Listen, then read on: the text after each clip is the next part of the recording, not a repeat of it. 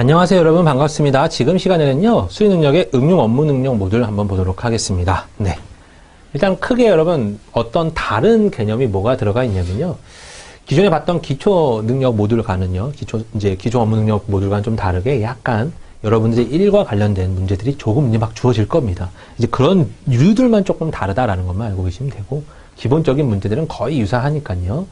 근데 여기 이제 여러분 보면 알겠지만 표가 주어져 있고 어떤 자료가 주어져 있을 테고요. 그 자료에 대한 해석을 밑에 거에서 보일 겁니다. 보일 때 여러분들 이건 조금 센스지만요 알려드려야 되는데, 어떤 거가 필요하냐면, 우리는 고정관념에 정말 많이 빠져 있어요. 고정관념이라고 하는 거는 일단 일반적으로 1번부터 항상 봐요. 뭐 여러분뿐만 아니라 저도 그랬고요. 항상 1번부터 봅니다. 항상 1번부터 보는데, 문제 만든 사람들이 이제는 살짝 조금 더 짜증나게 하려고 하는 건지 모르겠는데요, 우리한테 굉장한 걸 요구하고 있어요. 1번부터 해야지 하고 있는 것 같아요, 느낌에. 그랬을 때 답이 만약에 뒤쪽 거에 있으면 굉장히 기분이 나빠요. 왜 우리는 1번부터 봐서 항상 답은 뒤에 있는 걸까? 이렇게 생각하는 게 은근히 생길 수가 있거든요. 네. 저는 개인적으로 그랬어요. 왜 항상 나는 1번부터 봤을까? 여기에 빠져 있어서, 그럼 좋아, 나는 다른 방법을 선택해 봐야지 라고 저는 일단은 제 활로를 한번 찾아본 겁니다. 그래서 제가 판단했을 때 틀린 거 고르세요 그러면 뒤쪽 게 답이 많아요. 뒤쪽 거. 왜냐면 틀린 거는 딱 티가 나니까 답안지에서 앞에서 골라주게 되면 이 사람 맞는 사람이 좀 기분이 나쁠 것 같아요. 네. 그래서 뒤쪽 거에 생각보다 답이 많고, 맞은 걸 고르세요 그럴 때는 좀 앞에 게 답이 많아요. 이건 어디까지나 제 개인적인 견해이기 때문에 여러분이 한 요만큼만 어찌 보면 신뢰를 가져주시고요. 네. 일반적으로는 제가 봤을 때 그렇다는 겁니다. 알겠나요? 네. 어디까지나 제 경험이에요. 여러분이 판단만 해주시고, 그래서 저는 발에 설명한 것은 앞에서 해석하고요, 트랙에서 해석한 것은 뒤에서 해석하고, 막 여러 가지 방법을 좀 바꿔봅니다. 그래도 똑같아요, 여러분. 확률이. 그죠? 네. 확률이 항상 똑같기 때문에 내가 결정된 내 근거에 따른, 내 경험에 따른 근거에 따른 확률로 적용시켜 봤을 때 60% 정도의 확률로 내가 맞다면 내 쪽이 조금 더 이득이지 않을까라고 저는 판단을 한 거예요. 그래서 문제 풀 때도 제 확률로 적용을 시켜 본 겁니다.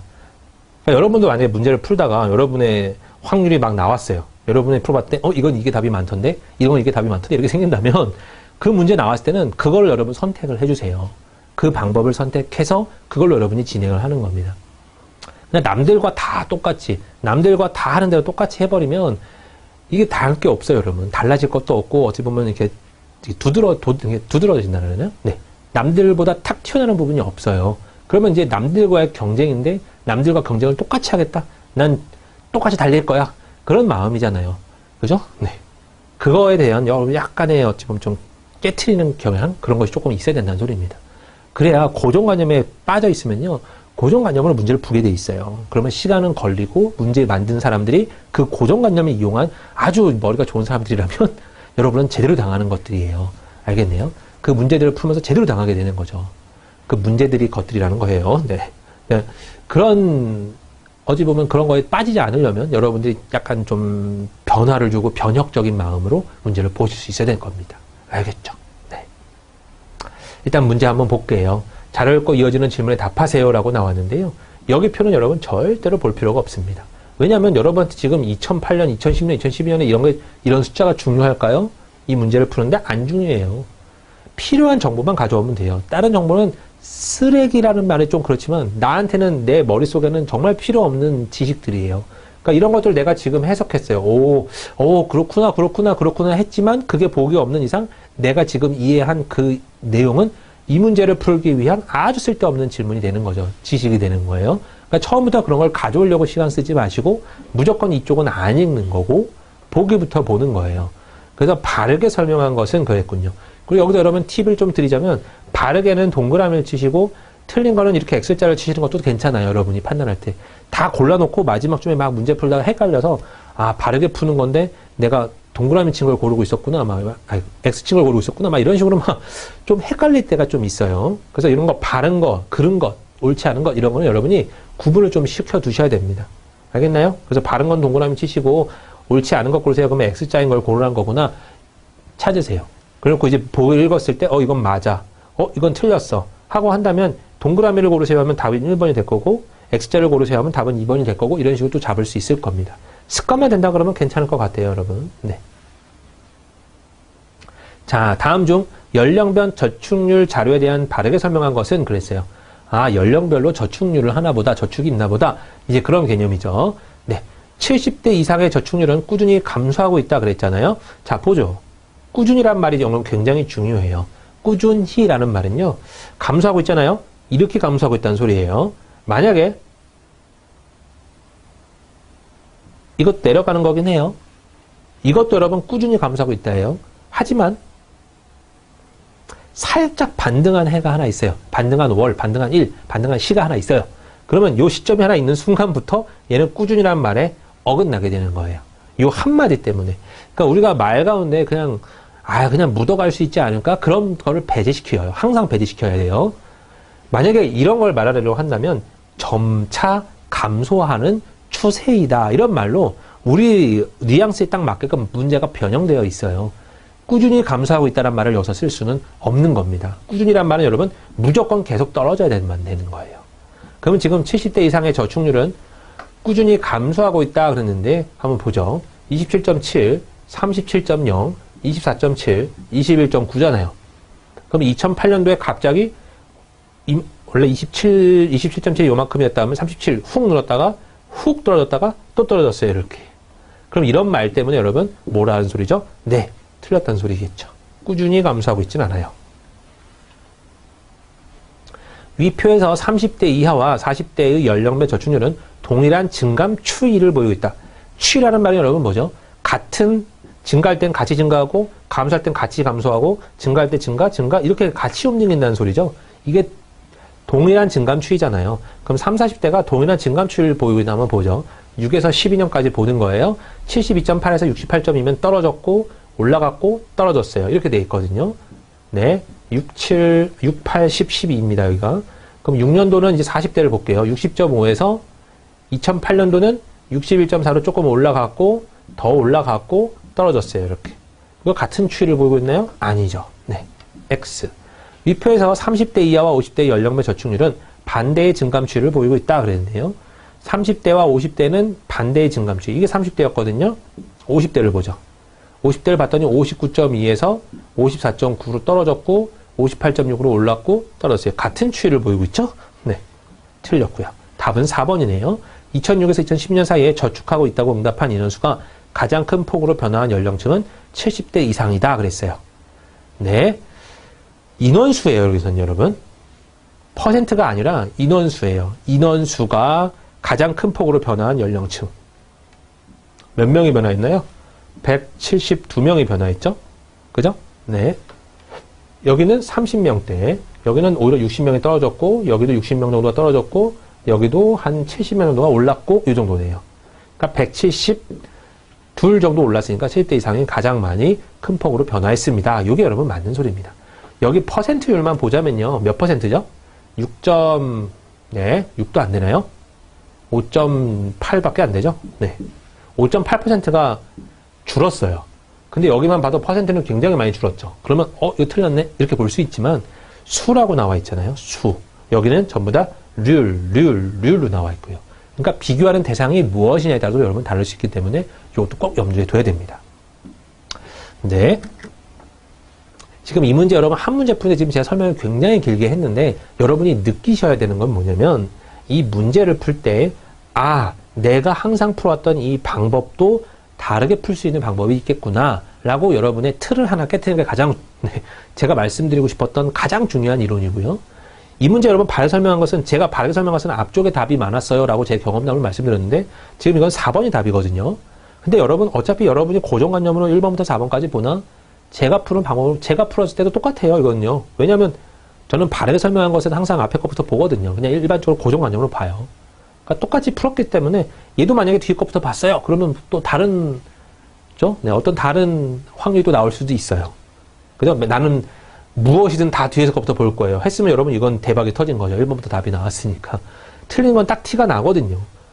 그죠? 네, 바르게 설명도 바르게 설명 티가 잘 안 나긴 해요. 틀린 게 오히려 티가 잘 나는데 얘는 이것부터 봐줬기 때문에 여기에 대해서 의심만 없으면 답을 체크하고 넘어갈 수도 있었던 거긴 하죠.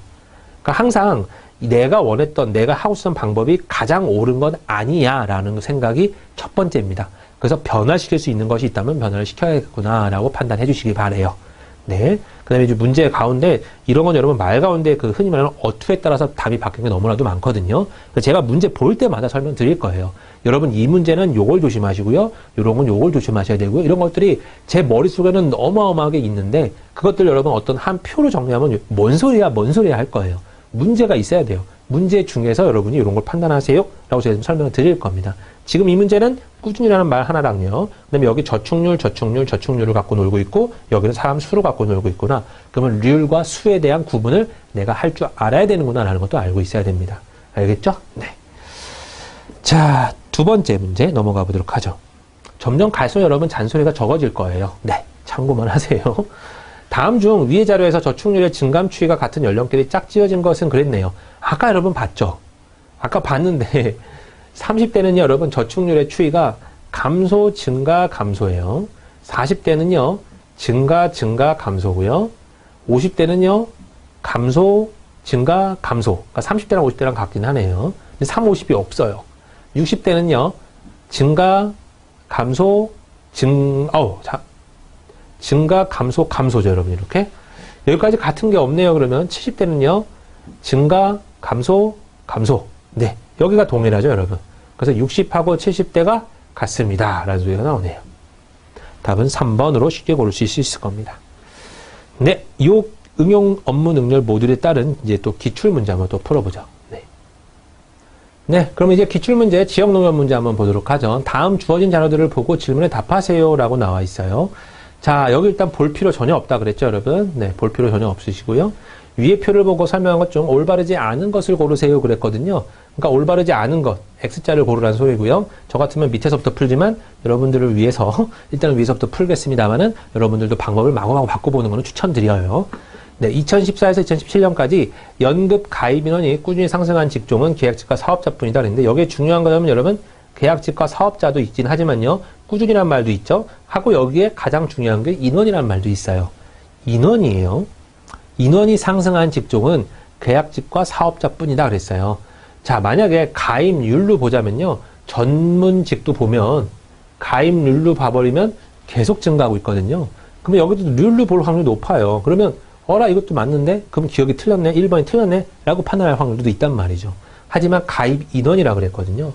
245, 260, 295, 270가 팍 떨어진 해가 있죠. 그러니까 전문직은 지워질 거고요. 정규직 자체는 늘고 줄고 했어요. 여기서 줄었기 때문에 끌어갔고요. 계약직은 점점 늘고 있고요. 노동자도 점점 노동자는 팍 떨어졌죠. 네. 사업자도 늘고 있습니다. 그러니까 이건 맞는 말이에요, 여러분. 이해되셨죠? 네.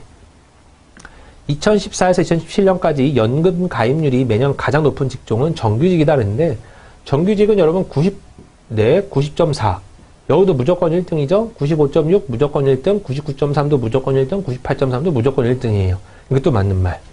직종별 연금 가입률 순위는 2014에서 2017년까지 매년 동일하다 그랬는데요. 네, 순위를 한번 구해볼까요?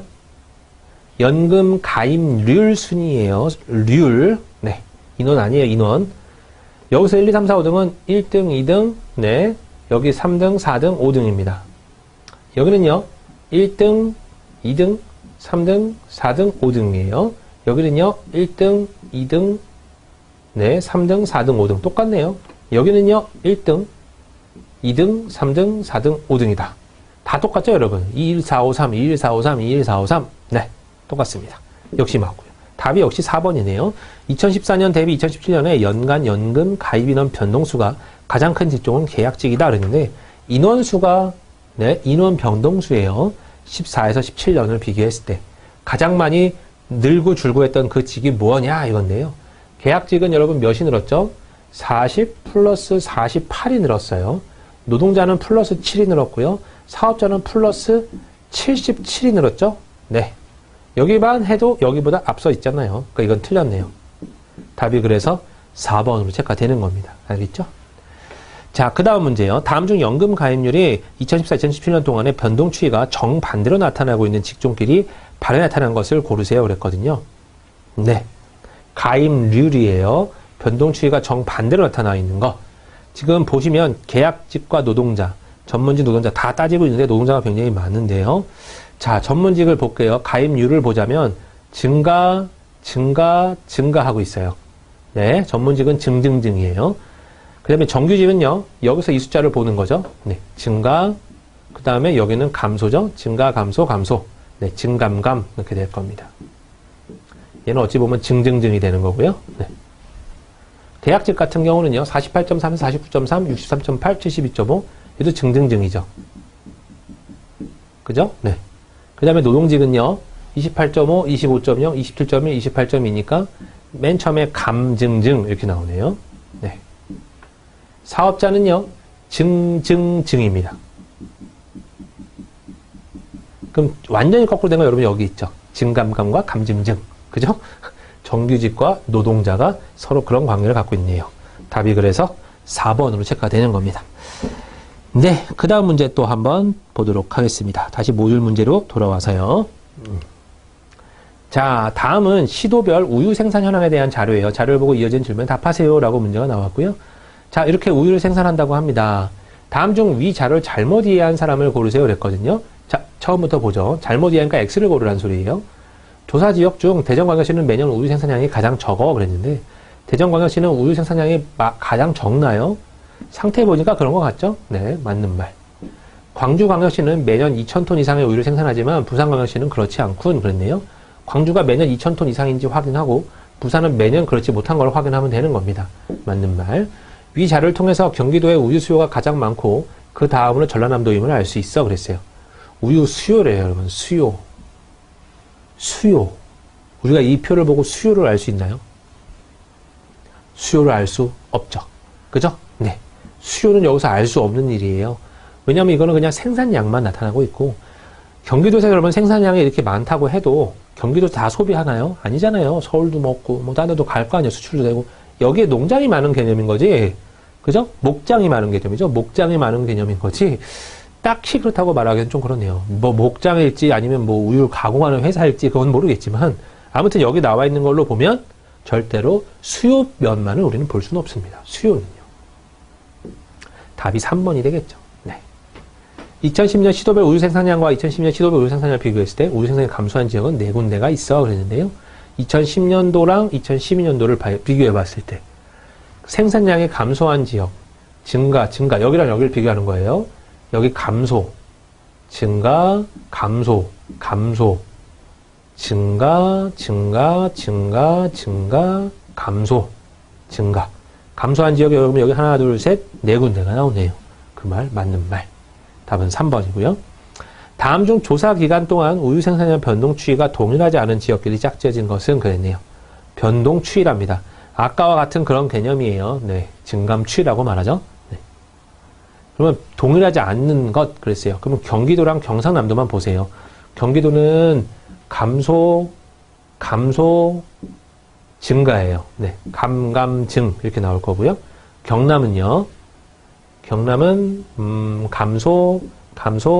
감소예요. 셋 다 감소거든요. 그럼 변동 추이가 동일하지 않은 지역을 고르세요 했을 때 어라? 답이 1번부터 나오네요. 그죠? 이런 경우는 드물어요, 여러분. 항상 네, 드물긴 합니다. 이런 식으로 다 비교를 하시라는 소리인데 다 쓰고 비교해도 되는데 필요한 것들 위주로 비교하세요.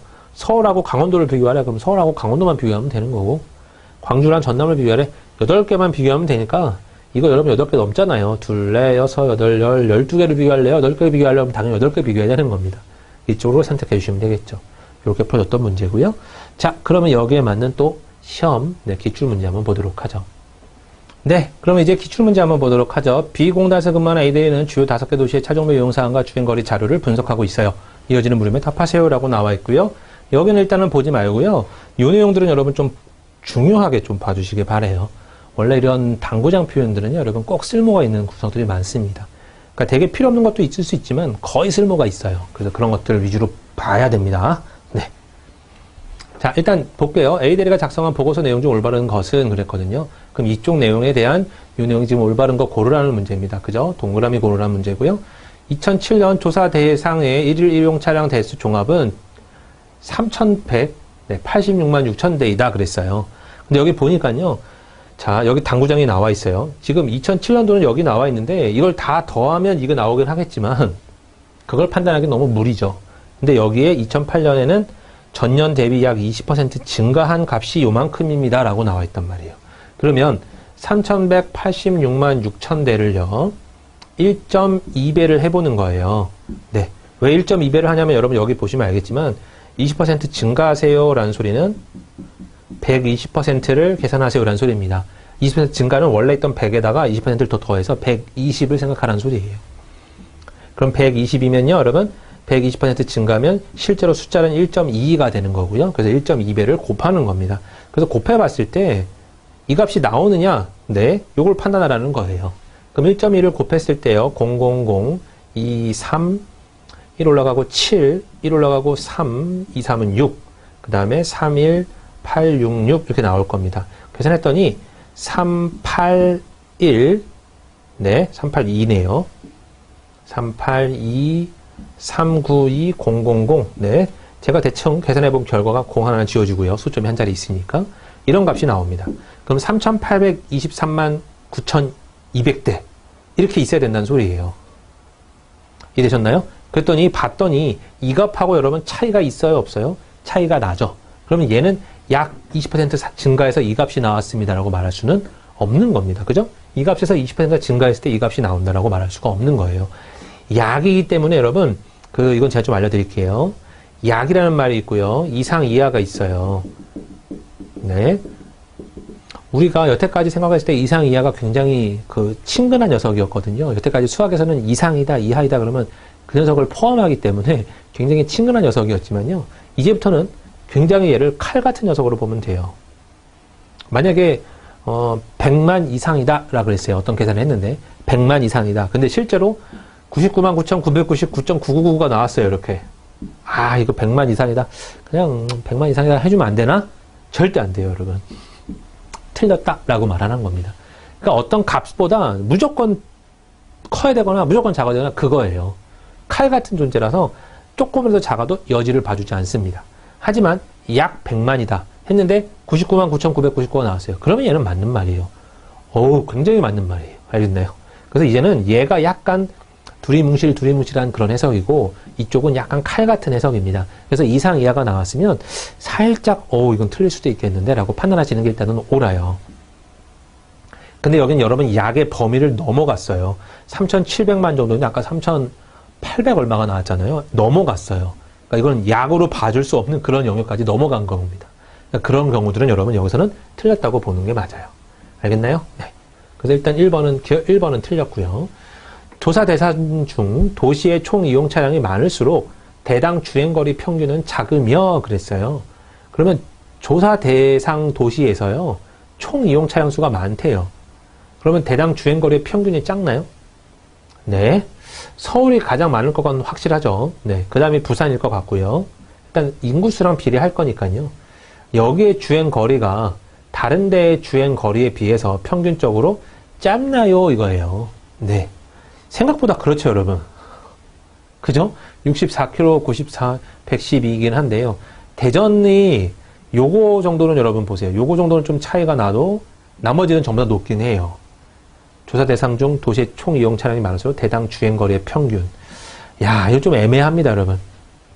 대당 주행거리이기 때문에 이것도 여러분 말을 제대로 바꾸자 그러면요. 어떻게 이용하셔야 되냐, 어떻게 사용하셔야 되냐면 대당이에요. 이거 곱하기 이거.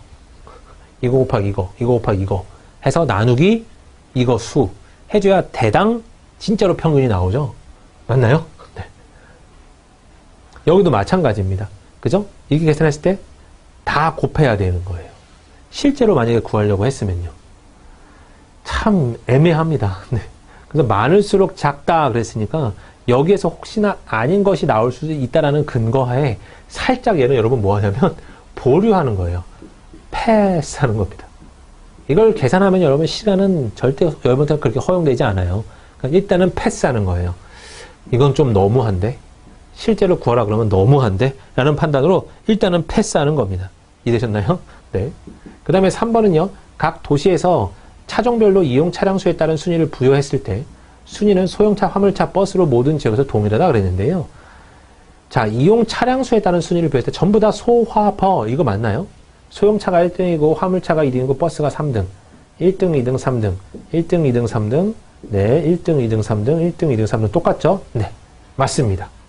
이건 여러분 맞죠? 그러니까 3번은 일단은 맞는 내용이에요.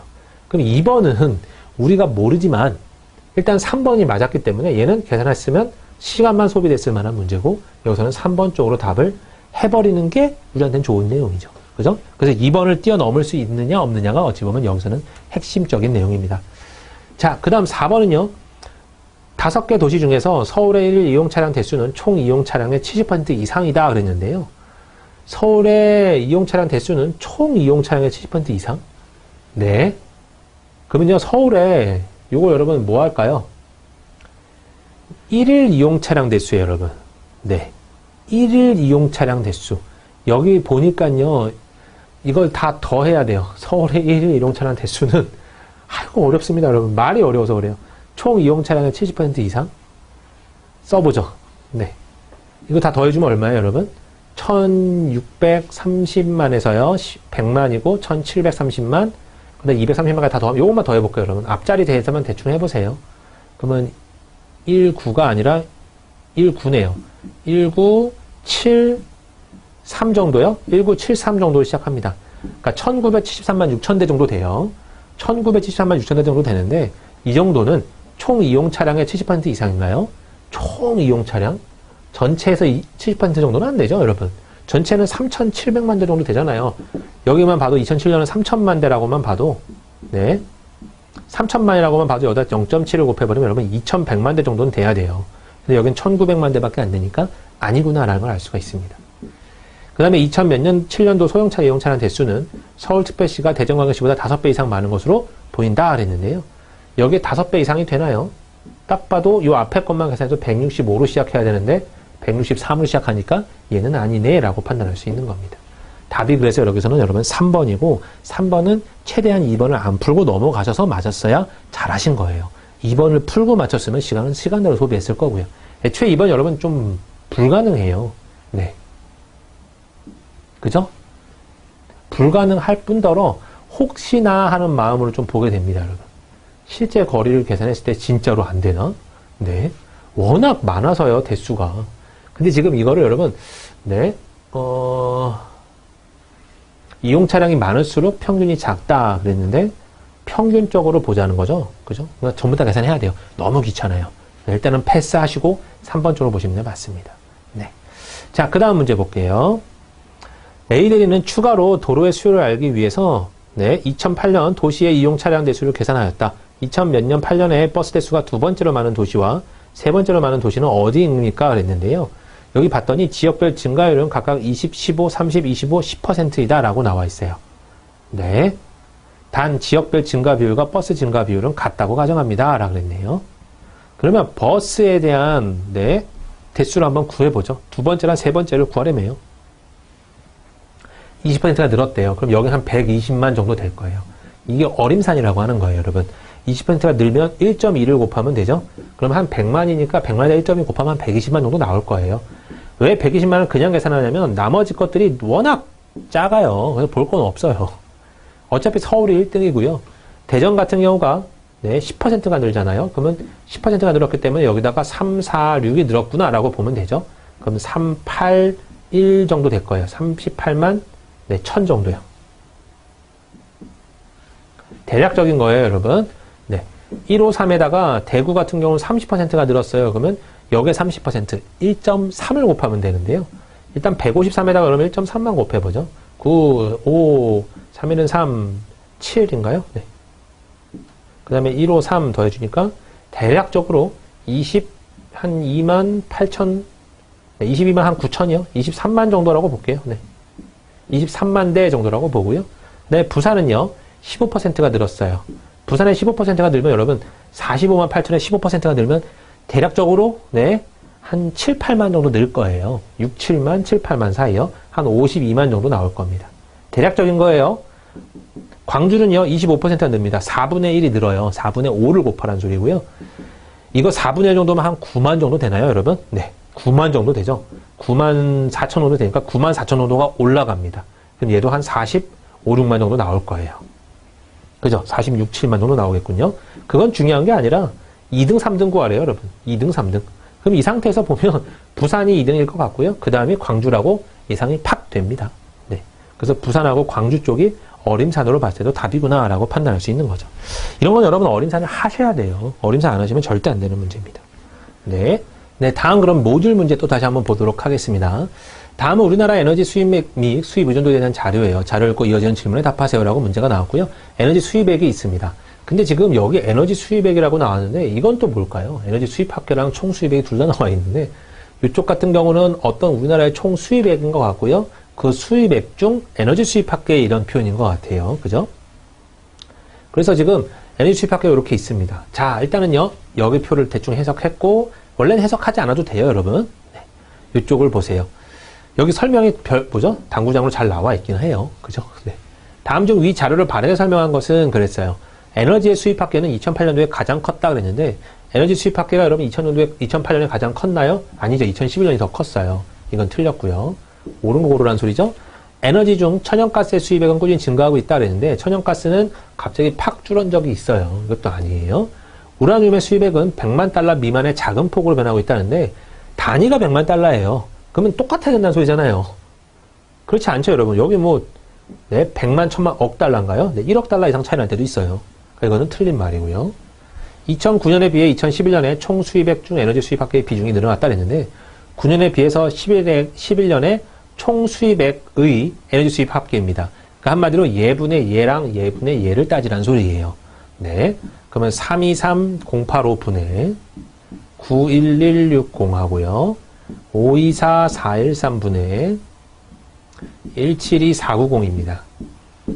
네. 여러분 이거 대충이요. 3배가 넘어가죠. 이거는요. 91160에 3배를 해버리면 27만 정도 나올 거 아니에요? 그럼 얘는 27만보다는 훨씬 더 큰 수니까 여긴 얘의 3분의 1보다는 더 그러니까 밑에가 3배보다는 더 커요. 그러니까 4보다는 안 돼도 4에서 3 사이에 있는 수분의 1 정도에 해당하는 비율이에요. 그러니까 25%보다는 크고 33%보다는 작은 대략 한 30%? 네. 그러니까 25보다는 크고 30%보다는 작은 대략 30%도 훨씬 넘죠, 근데 여러분. 안 되죠? 네. 그러니까 20 몇 %대예요, 아무튼. 30%는 좀 아래인 녀석입니다. 그런가요? 네. 그런데 얘 같은 경우는요, 17만 2천에다가 요거 해보면요, 3배 해주면 거의 은근 비슷하죠, 여러분. 516이거든요. 그러면 얘는 3배 해도 택도 없는데 얘는 택은 있잖아요. 그러니까 얘가 조금 더 큰 거라는 건 여러분 어림산으로 아실 수 있는 거예요. 알겠나요? 네. 그래서 이쪽 비율이 2011년 비율이 훨씬 더 큽니다. 맞는 말입니다, 얘는요. 그러니까 어림산을 여러분 얼마나 잘 쓰셔야 되냐면요. 딱 보자마자 몇 배 해주면 20% 넘어가면 이만큼 더 해주면 돼. 이런 계산이 은근히 나와야 돼요. 그래야 여러분 시간을 굉장히 줄일 수 있는 거고요. 그게 어찌 보면 이 수리 능력의 가장 핵심인 능력입니다.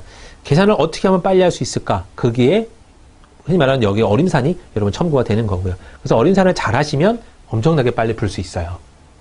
일단 요거는 4번이고요. 그 다음 문제 한번 보죠. 다음 중 위 자료에 대한 설명을 적절하게 설명하지 못한 사람을 고르세요 그랬거든요. 틀린 거 고르래요. 자, 2009년에 에너지 수입 의존도 중 원자력 발전 의존도는 13%라고 할 수 있어 그랬는데요. 여기 에너지 수입 의존도라는 말이 있으니까 이것은 또 요 위 것보다는 아래 것 쪽이 좀 더 맞겠죠. 에너지 수입 의존도의 설명 좀 읽어보고요. 1차 에너지 공급량 중에서 순수입 에너지가 차지하는 비중을 의미한대요.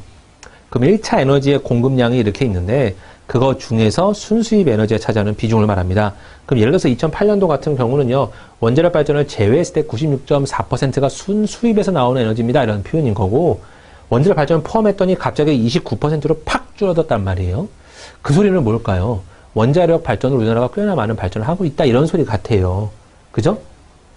에너지 수입 의존도라고 했는데 원자력을 포함시켰더니 전체적으로 수입하는 부분보다는 그죠? 원자력을 수입하는 부분보다는 우리가 자체 생산하는 것이 더 많구나라는 판단이 서요.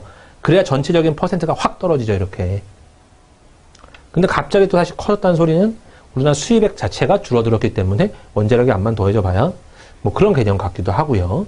하지만 여기서 얘가 여러분 13%가 떨어졌다고 해서 이 비중이 지금 원자력 발전대 의존도가 13%라고 할 수 있다. 요걸로 보기에는 여러분 무리가 있죠. 그러니까 정확히 나와 있지 않은 그냥 저기서 13% 떨어진 것 때문에 여기가 13%라? 약간 여러분이 문제 풀 때도 이래야 돼요. 뭐야 이건? 일단 뭐야 이건? 이런 식으로 해석은 돼야 돼요. 그리고 아마 2번 넘어갈 거예요.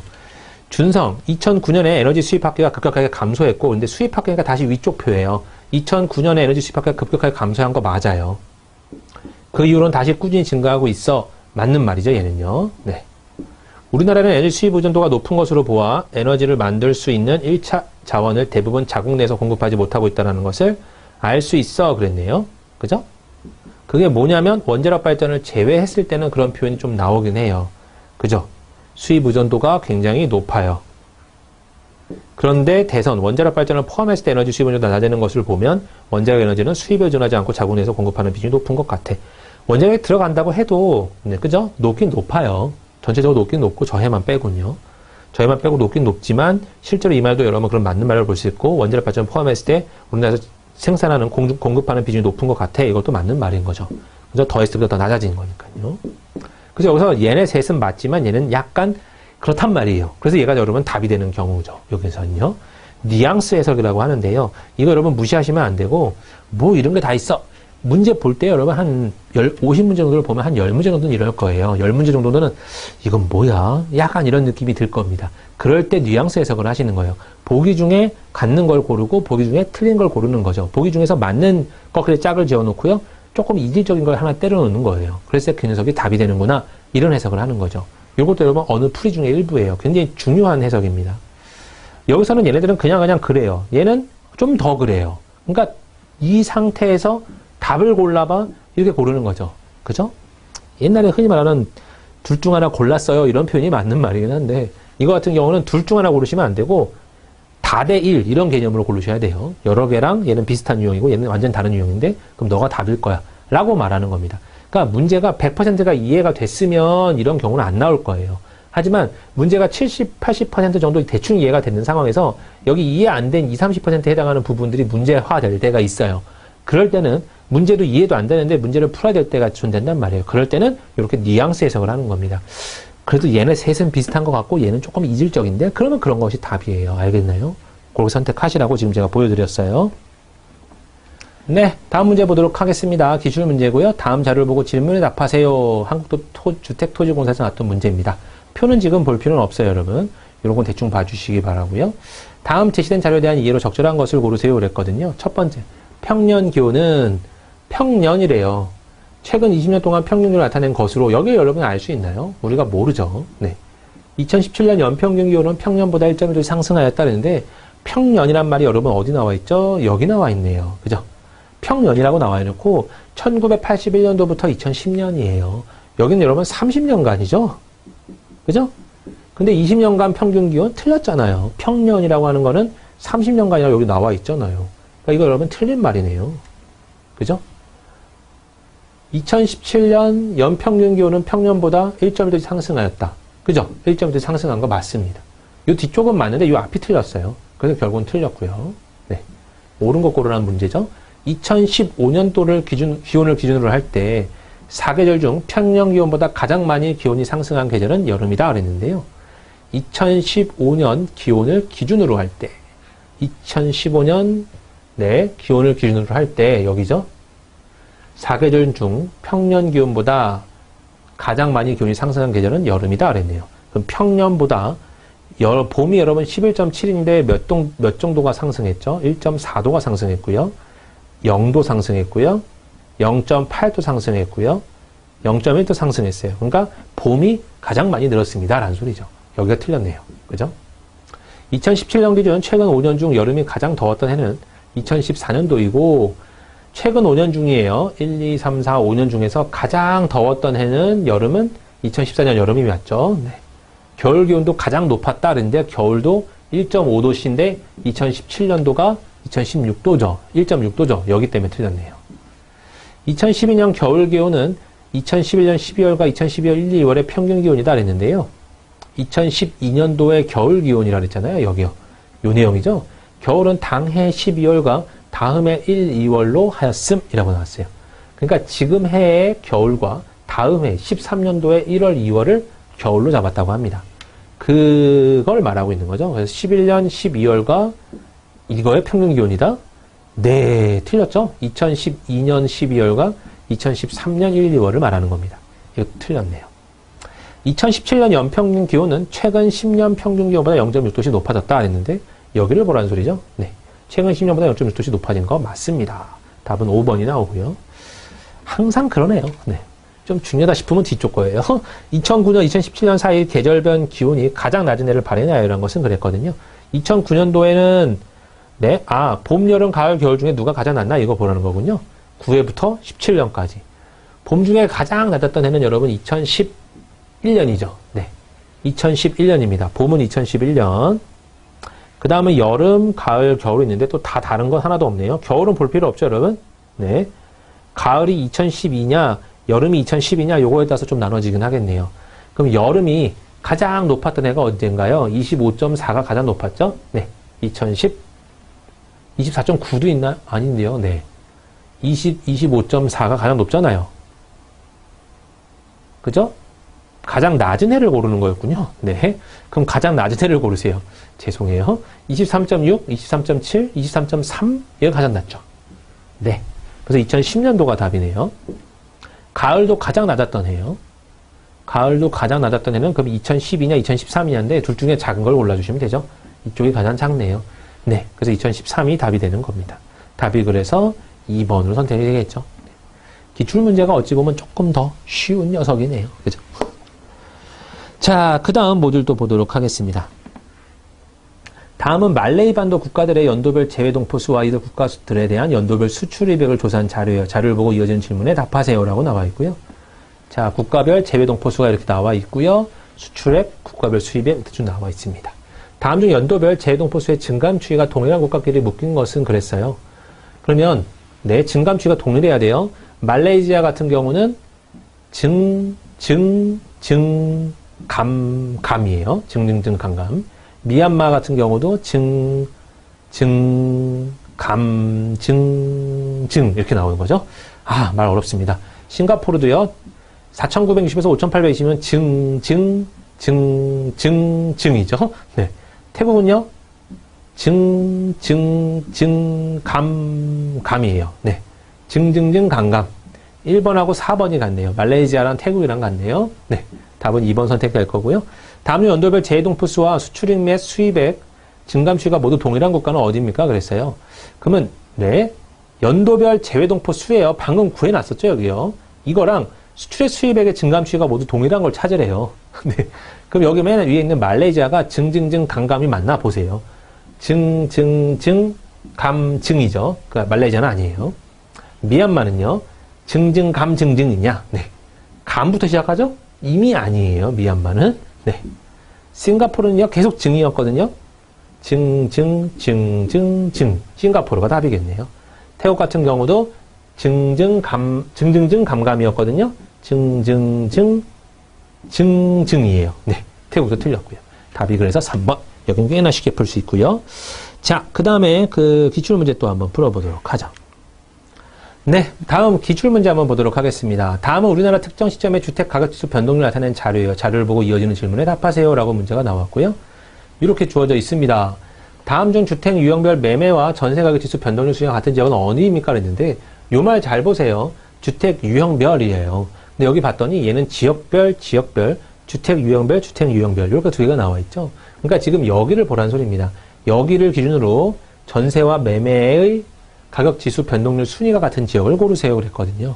그러면 전국적으로 봤을 때 여기가 1등, 2등, 3등, 4등이죠. 이렇게. 여기는요. 1등, 2등, 3등, 3등이에요. 자, 여기는요. 여기가 1등, 2등, 2등, 4등이죠. 네. 여기가 1등, 2등, 2등, 4등입니다. 비슷해 보이지만 2241과 2214가 달라요. 그죠?